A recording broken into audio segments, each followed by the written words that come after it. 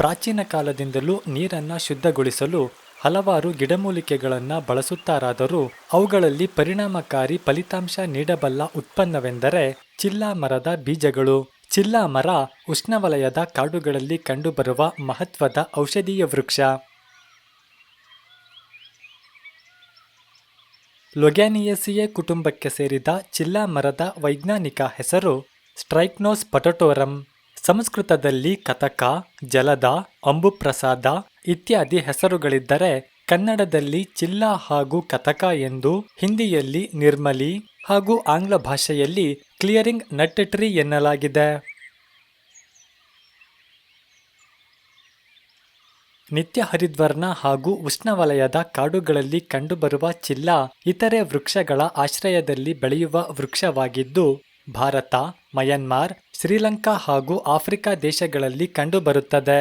ಸುಮಾರು 40 ಅಡಿ ಎತ್ತರವಾಗಿ ಬೆಳೆಯುವ ಚಿಲ್ಲಾ ಮರದ ತೊಗಟೆಯು ಕಪ್ಪು ಮಿಶ್ರಿತ ಮಾಸಲು ಬಿಳಿ ಬಣ್ಣ ಹೊಂದಿದ್ದು ಸುಟ್ಟ ಮರದ ಚಕ್ಕೆಗಳಂತಹ ವಿನ್ಯಾಸ ಹೊಂದಿರುತ್ತದೆ.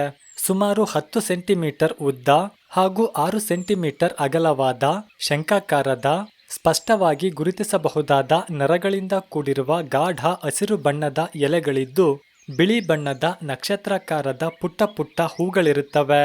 ದುಂಡಾದ ದ್ರಾಕ್ಷಿಯಂತೆ ಕಾಣುವ ಹಸಿರು ಬಣ್ಣದ ಕಾಯಿಗಳಿದ್ದು ಹಣ್ಣಾದಾಗ ಕಪ್ಪು ಬಣ್ಣಕ್ಕೆ ತಿರುಗುತ್ತವೆ. ಇವುಗಳೊಳಗೆ ಅಂಡಾಕಾರದ ಮಾಸಲು ಬಿಳಿ ಬಣ್ಣದ ಬೀಜಗಳಿರುತ್ತವೆ.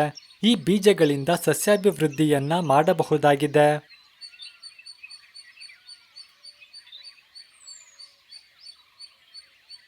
ತೋರಿಸಲ್ಪಡುತ್ತಿರುವ ರಾಸಾಯನಿಕ ಸಂಯುಕ್ತಗಳಿಂದ ಕೂಡಿರುವ ಚಿಲ್ಲಾ ಮರದ ಉತ್ಪನ್ನಗಳನ್ನು ಸಾಂಪ್ರದಾಯಿಕ, ಆಯುರ್ವೇದ, ಸಿದ್ಧ ಹಾಗೂ ಯುನಾನಿ ಚಿಕಿತ್ಸಾ ಪದ್ಧತಿಗಳಲ್ಲಿ ಬಳಸಲಾಗುತ್ತದೆ.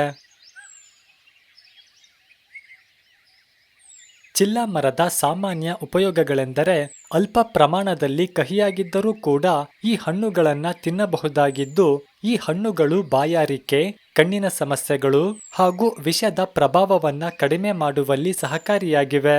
ಚಿಲ್ಲಾ ಮರದ ವಿಶೇಷತೆಯೇ ಇದರ ಬೀಜಗಳು. ಈ ಬೀಜಗಳನ್ನ ನೀರನ್ನ ಶುದ್ಧೀಕರಿಸಲು ಬಳಸಲಾಗುತ್ತದೆ.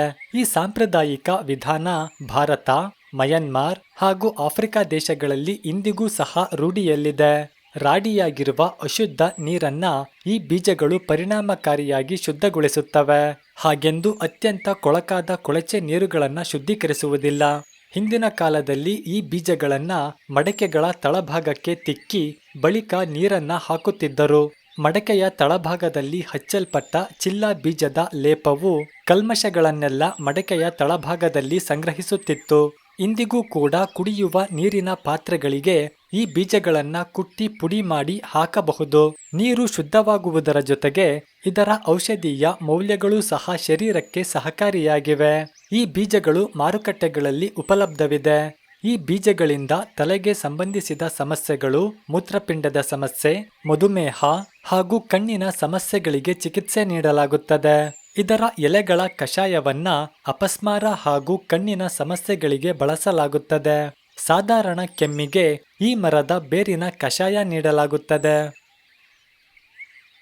ಈ ವೃಕ್ಷದ ಅಡ್ಡ ಪರಿಣಾಮಗಳ ವರದಿಗಳಿಲ್ಲ.